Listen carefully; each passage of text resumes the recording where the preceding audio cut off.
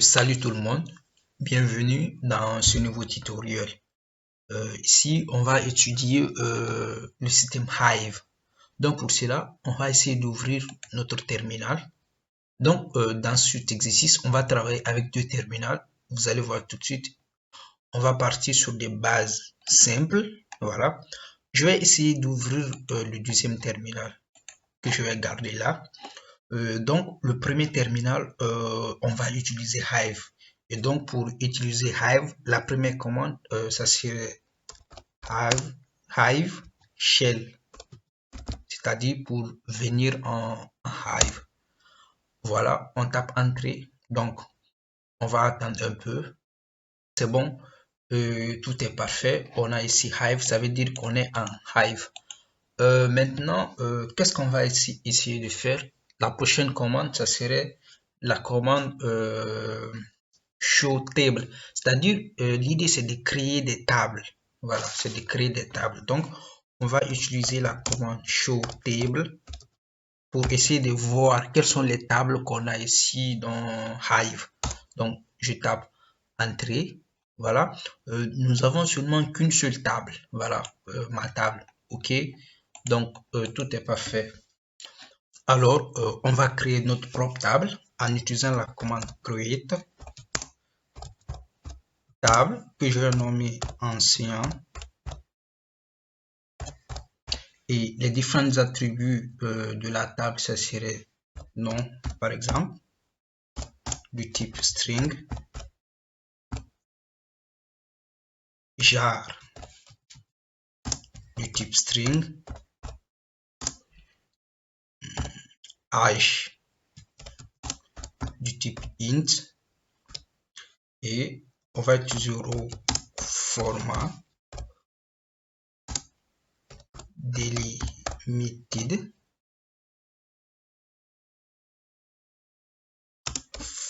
fide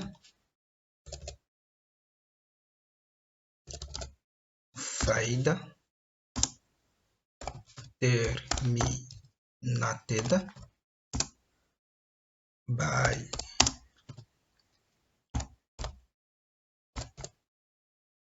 virgule stored as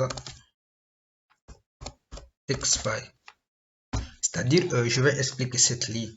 On a essayé de créer notre table qu'on a nommée ancien et on a donné les différents attributs, nom du type string, jar du type string, age du type int. On a dit row format delimited files terminal by virgule stored as text file. C'est-à-dire, nos différentes lignes seront séparées par des virgules bien sûr et ça serait stocké en text file, voilà, sous forme de fichier texte.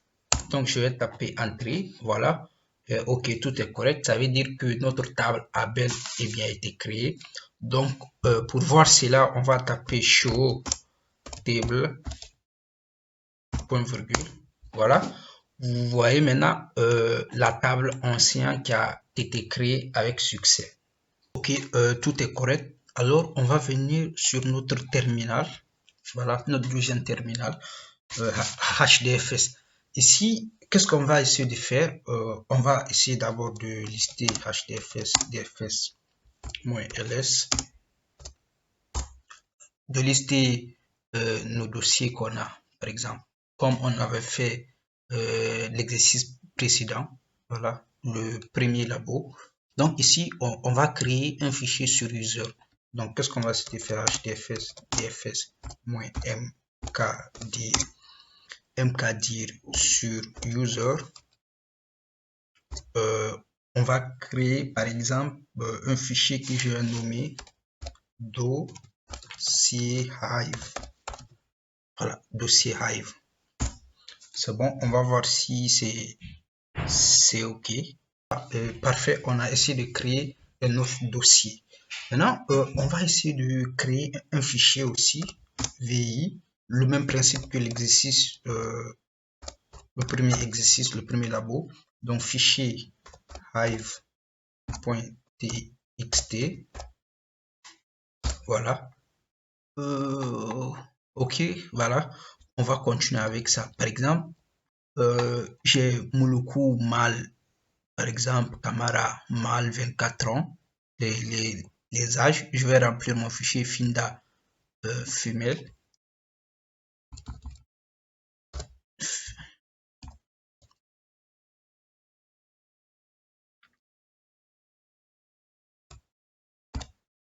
Femelle, puis Sekouba Mal 20 ans. Ok, c'est bon pour sortir. Échappe, switch, 2.wq. Voilà. Parfait. On va essayer de lister le contenu de notre dossier qui est en local, bien sûr. 4 fichiers hive.txt. Voilà. On va lister le contenu. Voilà nos différents éléments qu'on a créés. Mais ce dossier, il est en local. Donc, qu'est-ce qu'on va essayer de faire? On va essayer de balancer ça sur le système HDFS. Donc, HDFS dfs-put. Voilà. Ce sont des choses qu'on avait déjà vues dans le labo 1. Donc, mon put, quoi, le nom de mon dossier, de mon fichier hive.txt, voilà, slash user, slash dossier hive. Voilà, je vais le mettre dans le dossier qu'on a créé précédemment. Voilà. Si tout est parfait, on n'aura pas d'erreur. Voilà, parfait, on n'a pas d'erreur. Donc, de ce fait, on va essayer de voir le contenu tout en passant par ce chemin hdfs dfs-4 slash quoi. On a mis sur user slash user. Après, dossier. Voilà. Il faut pas oublier l'arborescence slash fichier hive.txt. Voilà. On va voir si notre contenu est bel et bien dans ce dossier. Voilà, c'est bon, Mouloukou. Donc, parfait. Voilà, jusqu'ici, tout est correct. Donc, on va retourner dans notre commande Hive. Voilà. On va essayer de charger le fichier qu'on a créé et mettre dans notre tableau. Donc, on va utiliser la commande load data impact. Quoi? Il faut suivre l'arborescence. C'est important. User. On avait mis dans quoi? Dossier Hive. Après, nous avons le fichier hive.txt. Après, into table, on le met dans notre table ancien qu'on avait créé au début. Voilà. Donc, on va taper sur OK.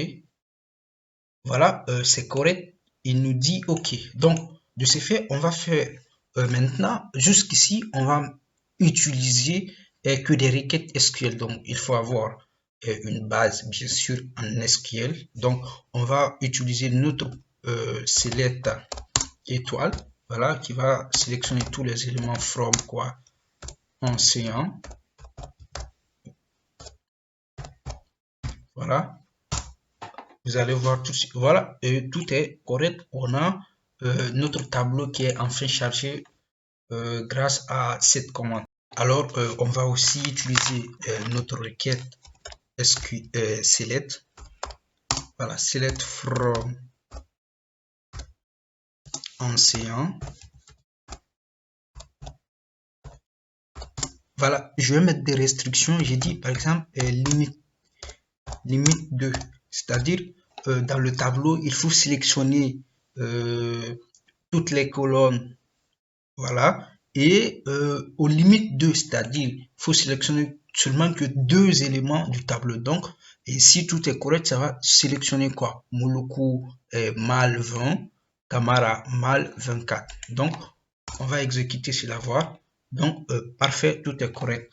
Donc, on va aussi utiliser, c'est-à-dire notre requête select. Donc, si vous avez vraiment des connaissances en SQL, ça devient plus ou moins facile. Donc, étoile from ancien, where, donc, where quoi? Je lui dis par exemple de sélectionner le jar, voilà, les éléments dont le jar était mal, par exemple, était mal, et de le mettre par ordre, order by âge, voilà, et de les mettre par ordre d'âge. Donc, on va essayer de voir, ça va sélectionner non seulement tous les mâles, voilà, ça va pas impliquer de femelles. Donc, on va exécuter, voir si c'est correct. Voilà, ça prend un peu de temps, mais on va voir tout à l'heure ce que ça va donner. Voilà, parfait, tout est correct. Donc, ça a non seulement sélectionné que des mâles, vous voyez ici, ok, mâle, mâle, mâle, voilà, 3 éléments. Et ça a mis par ordre croissant 20, 20, 20. Donc, c'est notre requête là qui nous a permis de faire. De ce fait, si vous avez beaucoup de connaissances en SQL, vous pouvez faire n'importe quoi. Jusque-là, on sélectionnait toutes les colonnes. Voilà. Ici, je vais essayer de spécifier, sélectionner uniquement que la colonne nom. Donc, je vais mettre un select nom from ancien.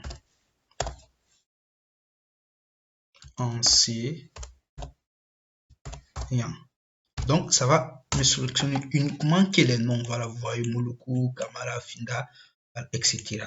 Donc, je peux mettre d'autres restrictions. Select âge, par exemple, from ancien, where, par exemple, les âges qui sont supérieurs à 20.